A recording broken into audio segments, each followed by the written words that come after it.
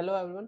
इस चैनल पे आज से आपको क्लास 11th एंड 12th की informatics practices that is IP के सारे चैप्टर्स कंप्लीट कवर करवाए जाएंगे। मैं जानता हूँ ये लेट है क्योंकि हाफ सेमेस्टर जाने वाला है, लेकिन आप परेशान ना हो। फुल सेमेस्टर के एग्जाम कंप्लीट, जो नेक्स्ट एग्जाम है उनके आने से पहले जो दिसंबर में होते हैं, दिसंबर तक हम अपना पूरा सिलेबस कंप्लीट कर लेंगे। तो स्टार्ट हम करते हैं चैप्टर 3 के overview of brief overview of Python से। ये जो चैप्टर 3 है इसमें हम पहले देख लेते हैं हम क्या-क्या पढ़ेंगे। तो इंट्रोडक्शन टू पाइथन है सबसे पहला हमारा। इंट्रोडक्शन टू पाइथन पढ़ेंगे, फिर पाइथन कीवर्ड्स पढ़ेंगे, आइडेंटिफायर्स, वेरिएबल्स और डाटा टाइप्स। ये आज की क्लास होने वाली है डाटा टाइप्स तक। आज की क्लास बहुत ही इंपॉर्टेंट है क्योंकि यहाँ पर बिल्कुल बेसिक सिखाए जाएंगे। वैसे तो ये पूरा चैप्टर बहुत ही बेसिक है। अगर आपको ये चैप्टर नहीं आएगा तो आपको जो आगे के पाइथन के बहुत सारे चैप्टर्स हैं क्लास 11th में भी और क्लास 12th में भी, दो चैप्टर क्लास 11th में पाइथन के और हैं और क्लास 12th में भी इसके 2-3 चैप्टर हैं। तो वहाँ पर आपको बहुत ही परेशानी आने वाली है अगर आप इस चैप्टर को अच्छे से नहीं करेंगे तो। ये पार्ट 1 रहने वाला है और ऑपरेटर्स एंड एक्सप्रेशंस पार्ट 2 रहेगा। Input and output, debugging functions, if else statements, ये पार्ट 3 रहेगा और फिर for loops, nested loops and practice questions, ये पार्ट 4 रहेगा। तो चलिए स्टार्ट करते हैं पार्ट 1 से, introduction to Python. Introduction to Python की बात करें तो सबसे पहले मैं आपको बताता हूँ कि पाइथन होता क्या है। तो जो हम कंप्यूटर पे हमारे प्रोग्राम्स बनाते हैं उनको एग्जीक्यूट करवाते हैं, एक ऑर्डर्ड सेट ऑफ इंस्ट्रक्शंस हम जो कंप्यूटर को देना चाहते हैं हम वो अपनी लैंग्वेज में दे सकते हैं। उसको कंप्यूटर को समझाना होगा ताकि कंप्यूटर उसे एग्जीक्यूट कर सके। जो हम कोड लिखते हैं अपनी लैंग्वेज में, वो हम कहाँ लिखते हैं? पाइथन में लिखते हैं। और फिर जो पाइथन है वो उसको कंप्यूटर लैंग्वेज में कन्वर्ट करता है, जिसको हम बोलते हैं पाइथन इंटरप्रेटर।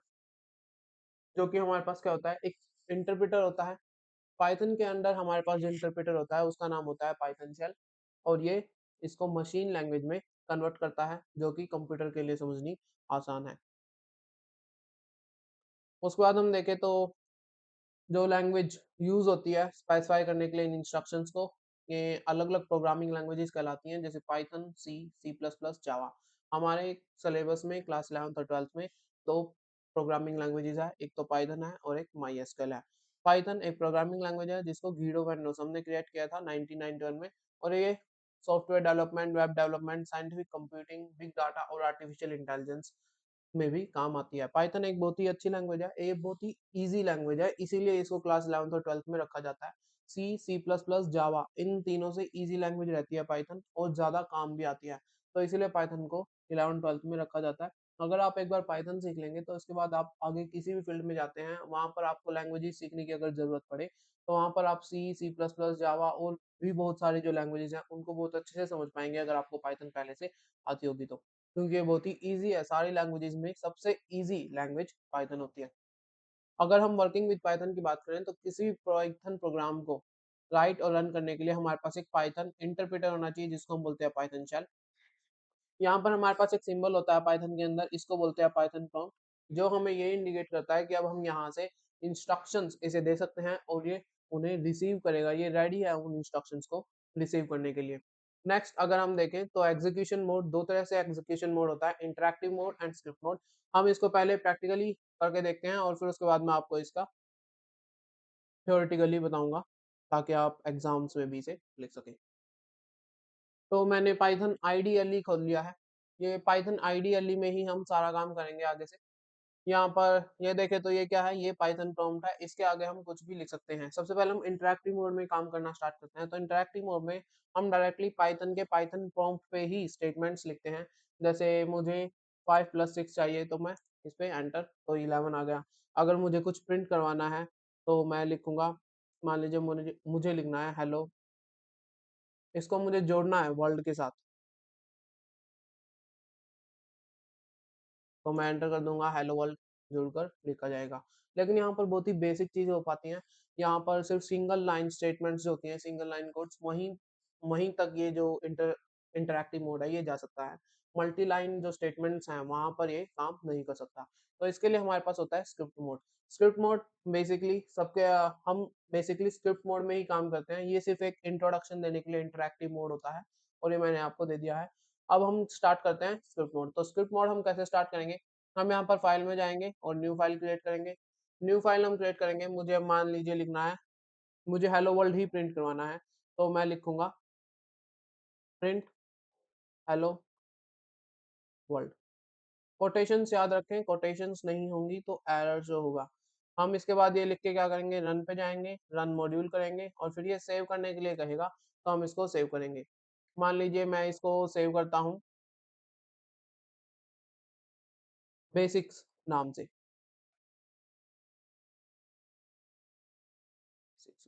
बेसिक्स नाम से अगर मैं इसको सेव करता हूँ,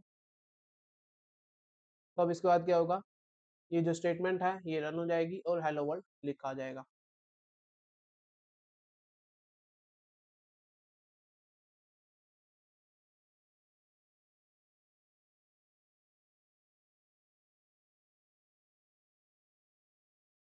अब यहाँ पर मैं वापस बेसिक्स पर आ गया हूँ, ये जो फाइल है, तो यहाँ पर मुझे मान लीजिए मैंने कहा था कि यहाँ पर मल्टी लाइन स्टेटमेंट्स भी चलती हैं, तो मुझे मल्टी लाइन स्टेटमेंट्स लिखनी है। जैसे मुझे अब इसके साथ एक और चीज़ प्रिंट करवानी है, प्रिजर्व नेचर,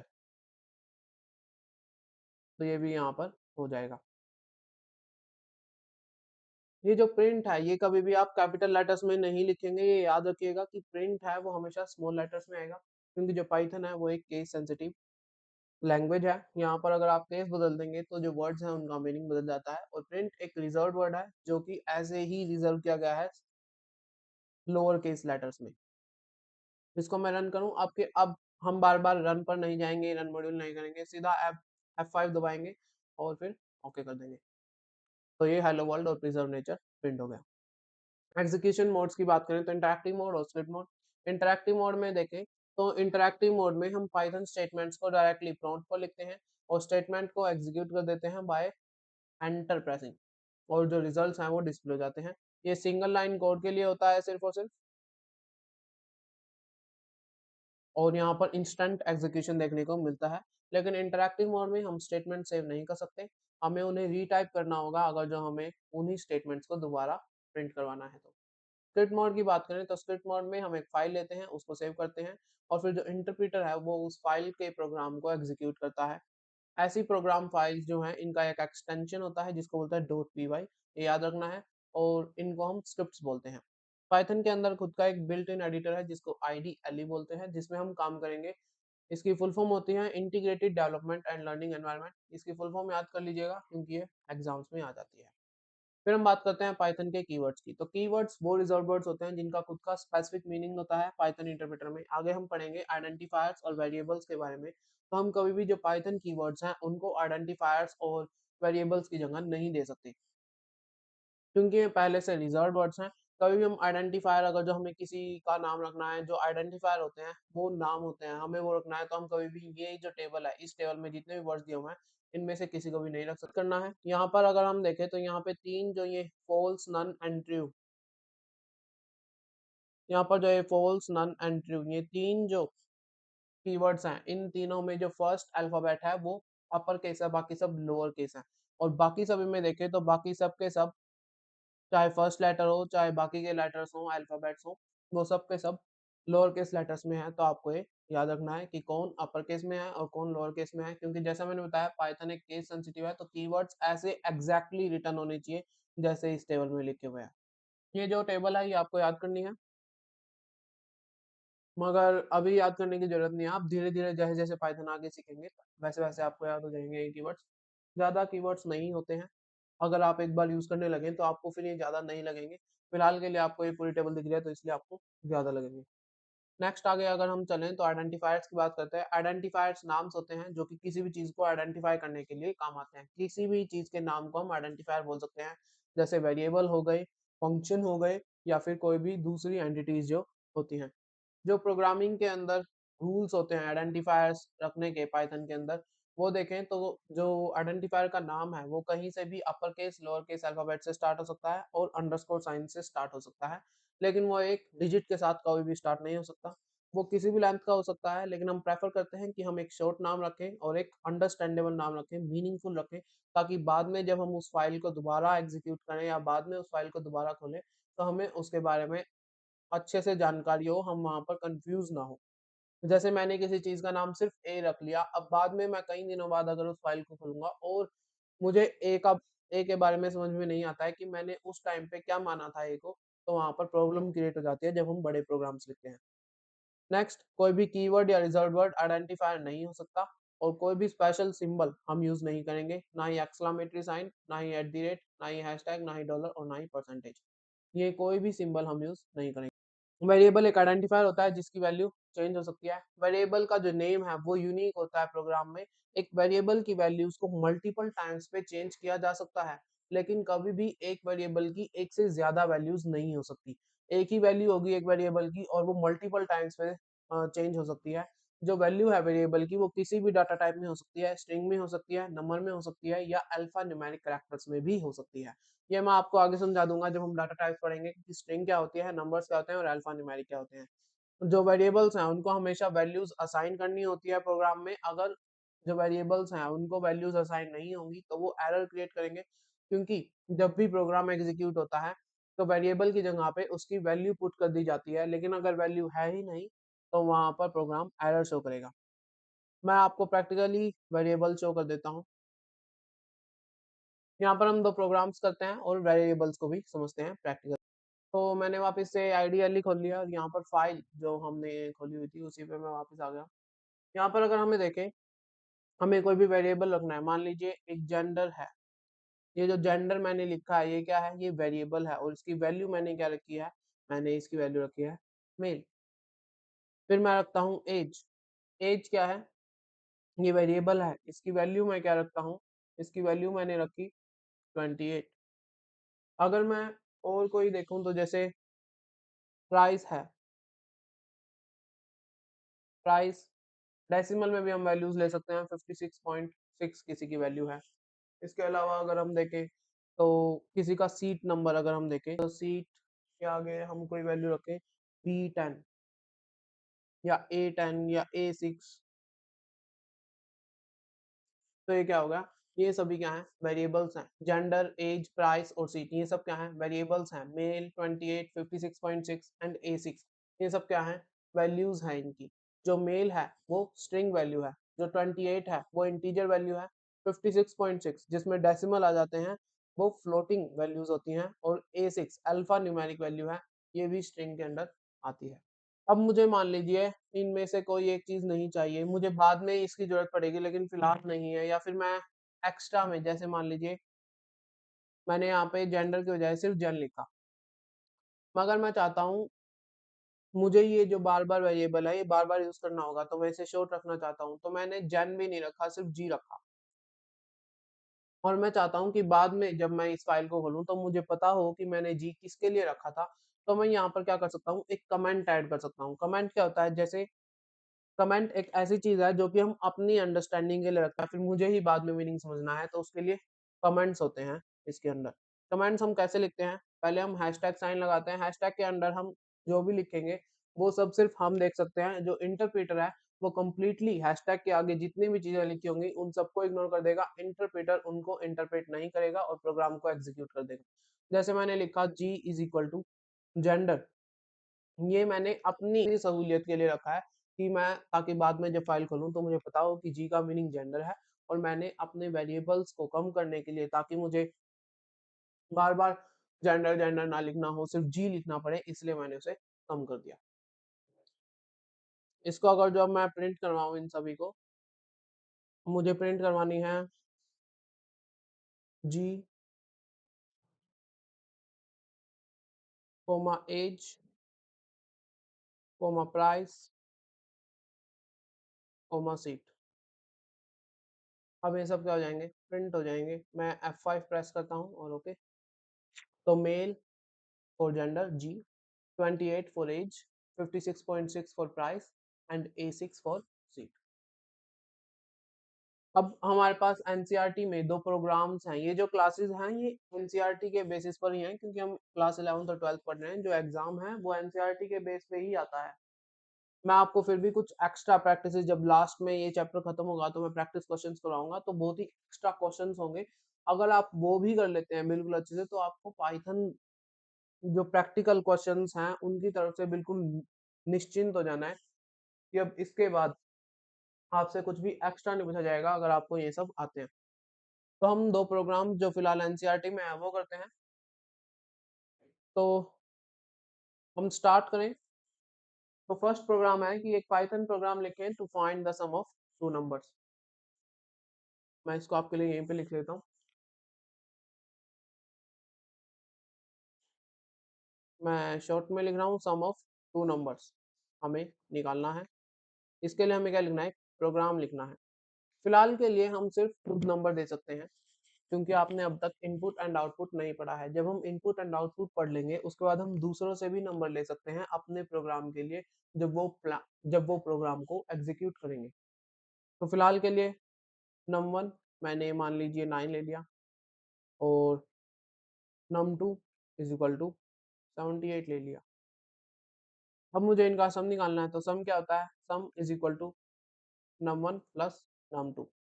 यहाँ पर जो कंसेप्ट है, पीछे के जो कंसेप्ट है उनको यूज करें कि जो num1 है और जो num2 है, ये दोनों क्या है? वेरिएबल्स है। सम भी यहाँ पर क्या है? एक वेरिएबल की तरह है। सम को मैंने डिफाइन किया है num1 प्लस num2। अब मुझे प्रिंट करवाना है इन दोनों का सम। तो मैं इसको लिखूंगा सम of num1 and num2 is, यहाँ पर फिर उसके बाद मैं डबल कोटेशंस वापस क्लोज कर दूंगा और कोमा लगा के मैं सम लिखूंगा। यहाँ पर मैं आपको समझा देता हूँ कि जो मैंने डबल कोटेशंस के अंदर लिखा है वो बिल्कुल ऐसा का ऐसा आएगा। डबल कोटेशंस का मीनिंग है वो बिल्कुल ऐसा का ऐसा लिखना है, उसमें चेंज नहीं करना है। और फिर मैंने कोमा लगा के सम लिखा है, वो डबल कोटेशंस के अंदर नहीं है, सिंगल कोटेशंस के अंदर भी नहीं है। तो उसका मीनिंग है कि वहां पर वो एक वेरिएबल है और उसकी जगह पे उसकी वैल्यू फिट कर देनी है। तो मैंने अब यहाँ पर F5 प्रेस किया। F5 प्रेस करते ही आंसर क्या आया? Sum of num1 and num2 is 87। 9 plus 78 क्या होता है? 87 होता है। उसके बाद हम नेक्स्ट बात करें।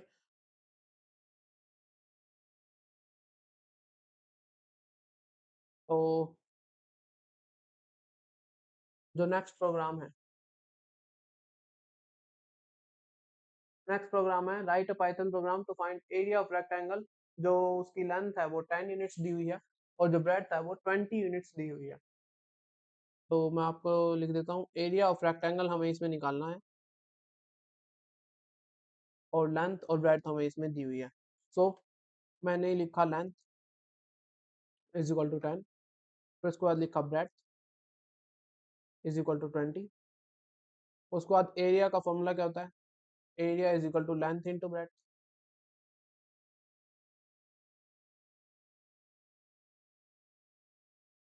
मुझे प्रिंट करवाना है। Print area of rectangle is.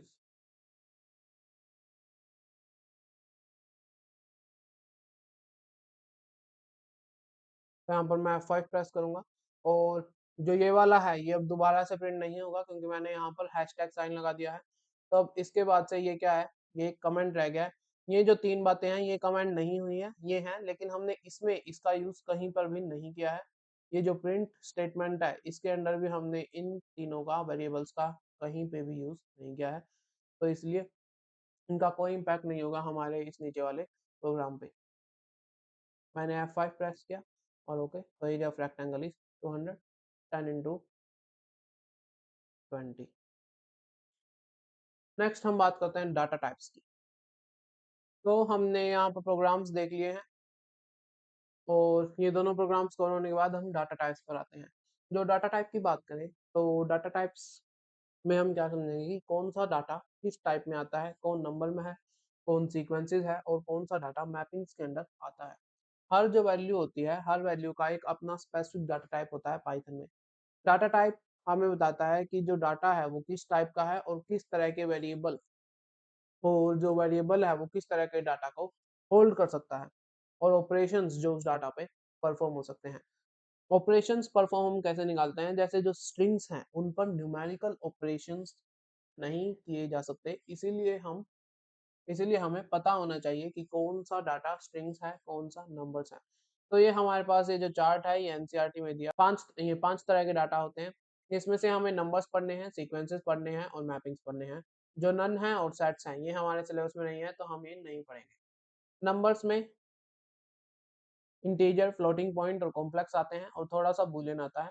11th-12th में बूलियन का इतना काम नहीं है, हम इसका बिल्कुल ब्रीफली पढ़ेंगे। और मैपिंग्स में डिक्शनरीज आती हैं, ये बहुत इंपॉर्टेंट है। और सीक्वेंसेस में स्ट्रिंग्स, लिस्ट एंड टपल्स आते हैं। इनमें से जो स्ट्रिंग्स हैं और लिस्ट्स हैं, ये ज़्यादा इंपॉर्टेंट है। टपल्स भी इंपॉर्टेंट है, मगर स्ट्रिंग और लिस्ट आपको ज़्यादा अच्छे से आनी चाहिए। नेक्स्ट हम नंबर से स्टार्ट करते हैं। तो number data type numerical values को स्टोर करता है। बूलियन डाटा टाइप एक सब टाइप है इंटीजर का, और ये एक यूनिक डाटा टाइप है जिसमें दो कांस्टेंट होते हैं, एक तो ट्रू और एक फॉल्स। जो बूलियन की ट्रू वैल्यू है वो नॉन जीरो होती है और बूलियन फॉल्स वैल्यू जीरो होती है। मैं आपको प्रैक्टिकल से इसके बारे में समझाता हूँ। तो हम वापस से आ गए हैं प्रैक्टिकल्स पे। तो यहाँ पर अगर जो हम देखें तो कौन सा डाटा किस तरह का है, जैसे मैं पिछले वाला ही ले लेता हूँ। मैंने num1 लिखा था, 9 लिखा था, और यहाँ पर मैं कुछ डाटा चेंज कर देता हूँ। num2 को मैं 75.8 लिख देता हूँ। फिर उसके बाद अलग अलग डाटा टाइप्स हम ले लेते हैं। मैंने नेम रखा ट्रू। ये याद रखना कि हम हमेशा जो ट्रू है उसका जो टी है वो कैपिटल रखेंगे, वरना वो जो रिजर्व वर्ड है वो नहीं रह पाएगा। तो ले लेते हैं, जैसे हमने सब्जेक्ट ले लिया। सब्जेक्ट में हमने क्या रखा, आईपी रखा। तो क्या है, ये चारों डिफरेंट डाटा टाइप्स हैं। मैं आपको समझाता हूँ कैसे हम फाइंड कर सकते हैं कि कौन सा किस डाटा टाइप के अंदर आता है। हम प्रिंट लिखेंगे, फिर उसके अंदर टाइप लिखेंगे, और फिर उसके अंदर हमें जिसका डाटा टाइप निकालना है वो रखेंगे। मैंने num1 रखा और क्लोज कर दिया। तो मैंने यहाँ पर num1, num2, नेम और सब्जेक्ट तीनों के लिए प्रिंट और टाइप लिख लिया है। यहाँ पर हम क्या करेंगे, F5 प्रेस करेंगे और ओके कर देंगे। इन चारों का हमारे पास डाटा टाइप आ जाएगा। जो num1 था जिसमें हमारे पास डाटा था 9, वो क्लास इंटीजर का है। जो सेकंड डाटा था num2, वो क्या था, वो हमने 75.8 लिया था, वो फ्लोटिंग डाटा है। जो थर्ड है दैट इज ट्रू हमने लिया था, वो स्ट्रिंग में है। और जो नेक्स्ट है वो भी स्ट्रिंग में है। ये चारों क्या है, स्ट्रिंग में है। यहाँ पर अगर जो हम इसमें से कोटेशन हटा देते हैं तो इसका जो डाटा टाइप है वो चेंज हो जाएगा। मैं इसको अगर दोबारा F5 करके देखूं और इसका डाटा टाइप निकालूं, तो अब देखो इसका जो क्लास है वो बूलियन आ गया है। हमेशा जब भी हम स्ट्रिंग लगाते हैं तो फिर जो डाटा है वो स्ट्रिंग के अंडर कवर किया जाता है। जैसे अगर जो मैं 75.8 में भी कोटेशंस लगा दूं तो ये फ्लोट से क्या हो जाएगा, स्ट्रिंग हो जाएगा। 9 के अंदर भी अगर मैं कोटेशंस लगा दूं तो ये क्या हो जाएगा, स्ट्रिंग हो जाएगा। मैंने F5 प्रेस किया, क्या हुआ, ये string string Boolean string. True अभी भी कोटेशंस के अंदर नहीं है, इसीलिए वो बूलियन में है, बाकी तीनों स्ट्रिंग के अंदर। सब क्या हो गए, ये सब स्ट्रिंग में कन्वर्ट हो गए, क्योंकि हमने इनमें डबल कोटेशंस लगा दिए थे। सिंगल कोटेशन या डबल कोटेशन हम कुछ भी लगा सकते हैं। सिंगल कोटेशन लगा के दिखा देता हूँ मैं आपको एक बार। ये सिंगल कोटेशन मैंने लगा दिए हैं, डबल कोटेशन हटा के। मैं इसको अब अगर जो रन करूँ तो अभी भी ये मुझे सेम आंसर देगा, दैट इज स्ट्रिंग। ऐसा क्यों है, क्योंकि जो स्ट्रिंग्स होती हैं हमेशा उनमें डबल कोटेशन और सिंगल कोटेशन लगते हैं। जो ये कोटेशंस हैं ये कभी भी स्ट्रिंग के पार्ट नहीं होते। ये मार्क करते हैं कि स्ट्रिंग स्टार्ट कहाँ से हो रही है और एंड कहाँ पे हो रही है। इसके अलावा हमारे पास कुछ और भी डाटा टाइप्स होते हैं, जैसे लिस्ट, टपल एंड डिक्शनरीज। अगर मैं आपको उनके बारे में कुछ एक्सप्लेन करूँ, तो जैसे मुझे लिस्ट्स बनानी है, तो मैं कोई एक लिस्ट बनाता हूँ फ्रूट्स के लिए। तो ये फ्रूट्स के लिए लिस्ट हो गई। इस लिस्ट में मैंने क्या रखा, इसमें मैं सबके नाम रखता हूँ अलग अलग फ्रूट्स के। जैसे एप्पल्स हो गए, एप्पल, मैंगो,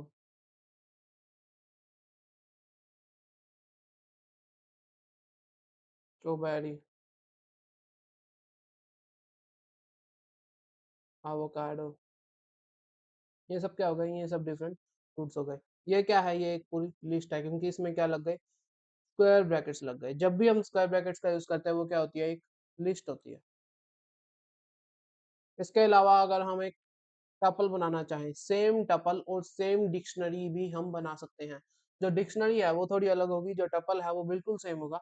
टपल है उसमें स्क्वायर ब्रैकेट्स के बजाय पैरेंथेसिस लगेंगे, और जो डिक्शनरी है उसमें कर्ली ब्रैकेट्स लगते हैं, और कर्ली ब्रैकेट्स भी सिर्फ कर्ली ब्रैकेट्स नहीं लगते हैं, जो कर्ली ब्रैकेट्स हैं उसके साथ वैल्यूज भी हमें पुट करनी होती है। डिक्शनरी में एक डिफरेंस होता है कि वहाँ पर जो कीज हैं ये सब क्या है, एप्पल, मैंगो, स्ट्रॉबेरी, एवोकाडो, ये सब क्या है, ये कीज हैं।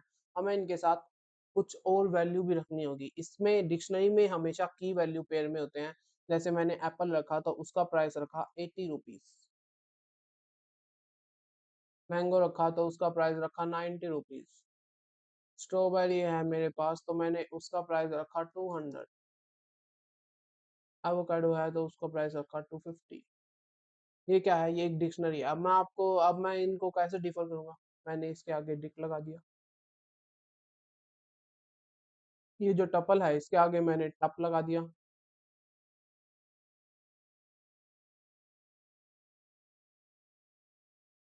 और जो लिस्ट है इसके आगे मैंने लिस्ट लगा दिया। ये क्या है, ये लिस्ट है क्योंकि इसमें स्क्वायर ब्रैकेट्स है। जो टपल है उसमें पैरेंथेसिस है। जो डिक्शनरी है वो हमेशा की वैल्यू पेयर में होती है। इन तीनों को मैं प्रिंट भी कर सकता हूँ। जैसे मुझे मैंने किया प्रिंट फ्रूट्स, लिस्ट मैंने लिखा तो जो लिस्ट है वो प्रिंट होगी। F5 मैंने प्रेस किया और एंटर किया तो ये लिस्ट प्रिंट हो गई। अगर मैं यहाँ पर लिस्ट हटाकर अप कर देता हूँ तो फिर टपल प्रिंट होगी और ये टपल प्रिंट हो गई। कैसे पता चला, क्योंकि इसमें पैरेंथेसिस है और लिस्ट में स्क्वायर ब्रैकेट्स है। अगर मैं यहाँ पर डिक्शनरी प्रिंट करना चाहता हूँ तो मैं इसको डिक्शनरी भी प्रिंट कर सकता हूँ।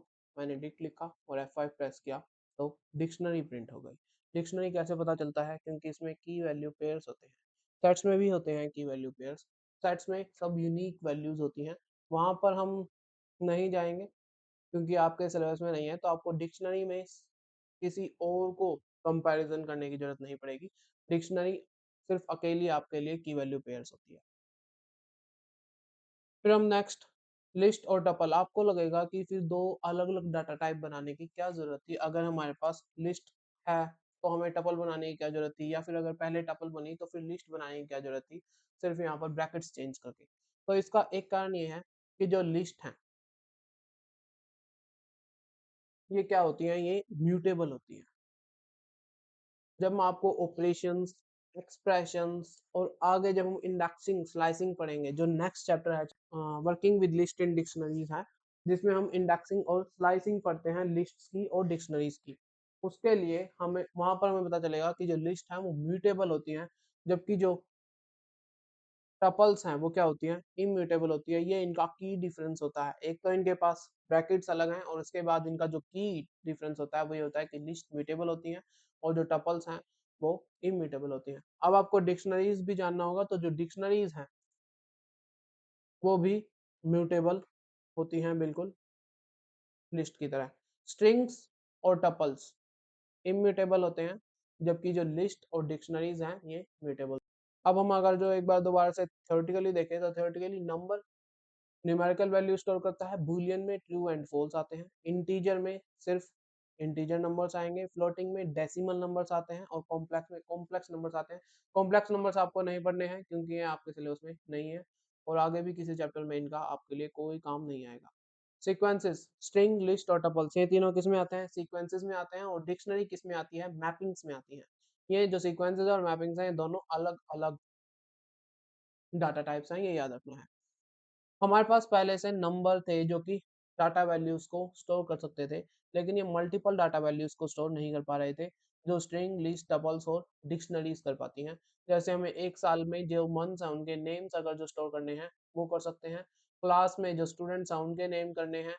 जो फोन बुक है उसमें नेम्स और नंबर स्टोर करने होते हैं। म्यूजियम में आर्टिफैक्ट्स की लिस्ट बनानी होती है, वो सब हम सीक्वेंसेस और मैपिंग से कर सकते हैं। तीन तरह के सीक्वेंस डाटा टाइप्स हैं जो कि हैं स्ट्रिंग, लिस्ट एंड टपल्स। जो स्ट्रिंग है उसमें ग्रुप ऑफ कैरेक्टर्स आते हैं, ये अल्फाबेट्स, डिजिट्स या अल्फा न्यूमेरिक कैरेक्टर्स भी हो सकते हैं। इसके अलावा यहाँ पर स्पेशल कैरेक्टर्स भी आ सकते हैं। स्ट्रिंग के अंदर हम स्पेसेस भी छोड़ सकते हैं, जो कि हम नंबर्स में नहीं कर पा रहे थे। स्ट्रिंग वैल्यूज एनक्लोज होते हैं कोटेशन मार्क्स में, चाहे वो सिंगल कोटेशन मार्क्स हो या फिर डबल कोटेशन मार्क्स हो, और हम न्यूमेरिकल ऑपरेशंस को स्ट्रिंग्स पर परफॉर्म नहीं कर सकते। ये मैं आपको जब अगली क्लास में हम ऑपरेशंस पढ़ेंगे, ऑपरेटर्स पढ़ेंगे, उसमें मैं बताऊँगा ऑपरेटर्स क्या होते हैं, ऑपरेंड्स क्या होते हैं और कौन से ऑपरेशन हम किस डाटा टाइप पे कर सकते हैं। नेक्स्ट हम बात करें लिस्ट की, तो लिस्ट जो है वहाँ पर जो आइटम्स हैं वो कोमा से सेपरेट होते हैं और स्क्वायर ब्रैकेट्स के अंदर एनक्लोज्ड होते हैं। ये डिफरेंट डाटा टाइप्स हो सकते हैं। किसी भी डाटा टाइप का जो डाटा है वो लिस्ट के अंदर आ सकता है। जैसे मैंने जो फ्रूट्स बनाए थे उनमें मैंने सिर्फ स्ट्रिंग डाटा टाइप्स लिए थे एप्पल, मैंगो, स्ट्रॉबेरी, लेकिन वहाँ पर हम अदर डाटा टाइप्स भी ले सकते हैं। अगर मुझे वहाँ पर उनका प्राइस रखना है, लिस्ट के बीचों-बीच अगर मैं कोमा लगा-लगा के प्राइस भी लिख सकता हूँ, टपल्स के अंदर भी लिख सकता हूँ, किसी भी डिफरेंट डाटा टाइप आ सकते हैं। ये इम्यूटेबल होती हैं। जबकि जो टपल हैं वहाँ पर पैरेंथेसिस होते हैं और वो भी वहाँ पर भी आइटम्स कोमास से ही सेपरेट होते हैं और जो टपल है एक बार क्रिएट होने के बाद चेंज नहीं की जा सकती, इसका मतलब इम्यूटेबल होती हैं। फिर हम डिक्शनरीज़ की बात करें तो डिक्शनरी पाइथन में डाटा होल्ड करती है डाटा आइटम्स की वैल्यू पेयर्स में और जो आइटम्स हैं ये कर्ली ब्रैकेट्स में इनक्लोज्ड रहते हैं। जो की वैल्यू पेयर हैं डिक्शनरी में वहाँ पर जो वैल्यूज़ हैं वो की से एक्सेस भी की जा सकती हैं। ये मैं आपको अभी क्लास एंड करने से पहले लास्ट में सिखाऊँगा और यहाँ पर जो हम एक्सेस करते हैं वैल्यू को डिक्शनरी में, यहाँ पर ये हम की को स्पेसिफाई करते हैं पहले स्क्वायर ब्रैकेट्स में और फिर वहाँ पर हमें वैल्यू मिल जाती है। तो डिक्शनरीज़ में कैसे इन्हें एक्सेस करना है वो मैं आपको बता देता हूँ। तो मैंने प्रिंट फ्रूट्स डिक्शनरी किया था, इसके अंदर मैं क्या करूँगा स्क्वायर ब्रैकेट्स के अंदर किसी भी की को लिख दूँगा जिसकी मुझे वैल्यू ल चाहिए। जैसे मुझे एप्पल की वैल्यू चाहिए तो मैंने एप्पल लिख दिया स्क्वायर ब्रैकेट्स के अंदर और F5 अगर मैं प्रिंट करूँ तो मेरे पास सिर्फ वैल्यू आएगी दैट इज़ 80। जो ये एप्पल की वैल्यू है 80 ये आ गई। Thank you everyone. आज का सेशन यहीं तक था। इसके जो नेक्स्ट सेशन है उसमें हम ऑपरेशंस और एक्सप्रेशंस ऑप जो नेक्स्ट सेक्शन है, जो नेक्स्ट क्लास होगी, सेशन होगा, उसमें हम ऑपरेटर्स एंड एक्सप्रेशंस पढ़ेंगे, जो कि बहुत ही इंपॉर्टेंट है। आज की क्लास में अगर आपको कुछ भी प्रॉब्लम रही हो, तो आप कमेंट सेक्शन में पूछ सकते हैं। और क्योंकि ये क्लासेस लेट हो गई हैं, तो आप अपना सिलेबस भी बता सकते हैं। जो क्लासेस में सिलेबस आपको दिया गया है, जो सितंबर में मोस्टली एग्जाम्स होते हैं, हाफ ईयरली एग्जाम्स, उनके जो सिलेबसेस हैं, वो भी आप कमेंट सेक्शन में बता सकते हैं, ताकि हम वो चैप्टर्स पहले ले लें ताकि आपको ज़्यादा लॉस ना हो। मैक्सिमम चैप्टर्स हम कवर कर पाएँ आपके हाफ ईयरली से पहले जो चैप्टर्स आपके हाफ ईयरली सिलेबस में आने वाले हैं, एग्ज़ाम में आने वाले हैं। एक लास्ट बात जो टिप है वो मैं आपको बता देता हूँ क्योंकि आप पूरी क्लास में रुके हैं। अगर आप किसी भी अगर जो आप स्टेटमेंट्स को मल्टी लाइन जैसे मैंने जो हैशटैग बताया ये सिर्फ़ और सिर्फ़ सिंगल लाइन स्टेटमेंट्स पे काम कर सकता है। लेकिन अगर जो आप चाहते हैं कि आप बहुत सारी लाइनों को इकट्ठा कमेंट में कन्वर्ट कर दें और वहाँ पर आपको बार-बार हैशटैग ना लगाना हो, तो उसके लिए मैं बताता हूँ। शुरुआत में हम 3 डबल कोटेशंस लगाएँगे और फिर लास्ट में जो लास्ट लाइन होगी वहाँ पर भी 3 डबल कोटेशंस लगाएँगे। अब इसके बाद अगर मैं कुछ भी लिखता हूँ, तो सिर्फ़ वो ही प्रिंट होगा और कुछ भी पिछला प्रिंट नहीं होगा। जैसे मैंने लिखा